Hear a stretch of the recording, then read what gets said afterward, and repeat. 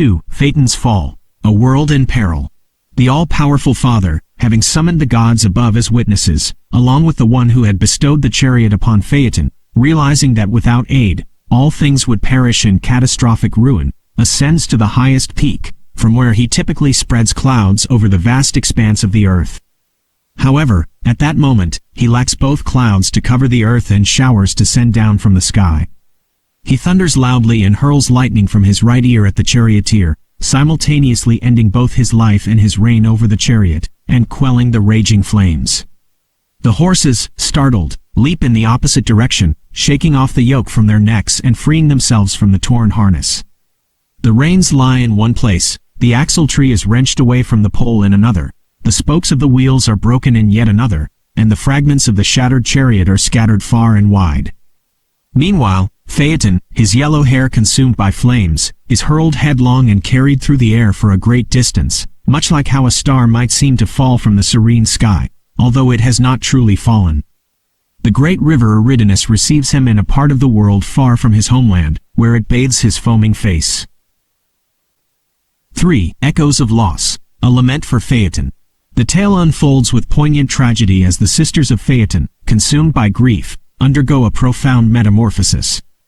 Transformed into poplar trees, their sorrow manifests as tears turned into amber, a tangible expression of their eternal mourning. Hesperian naiads, guardians of the evening, solemnly lay Phaëton's charred remains to rest, inscribing a somber epitaph upon his tomb. Yet, even as the flames of his funeral pyre cast light upon the earth, Phaëton's father, Helios, shrouds himself in inconsolable sorrow, veiling the world in darkness for a day. Clymene, Phaëton's anguished mother, embarks on a desperate quest, traversing the globe in search of her son's scattered remains. Discovering his bones interred on foreign soil, she collapses in despair, her tears mingling with the name etched upon his grave. The sisters of the sun, Phaëton's kin, join in mourning, their futile tears cascading upon his tomb. Yet, their grief is compounded by a cruel fate as they, too, succumb to transformation. Bound by roots and ensnared by branches, they become living monuments to their sorrow, their voices silenced by the encroaching bark. In a heart-wrenching scene, Clymene attempts to free her daughters from their arboreal prison, only to find their bodies irreversibly fused with the trees. Each attempt to save them yields only bloodshed and agony, as their cries echo through the forest, a haunting chorus of anguish.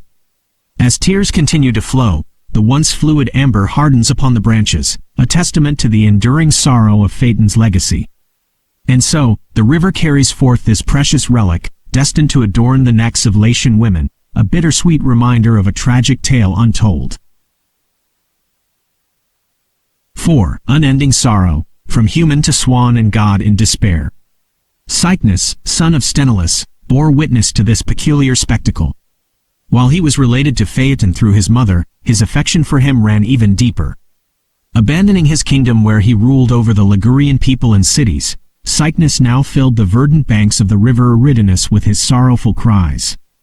As he lamented, his voice turned shrill, and gray feathers obscured his once human hair.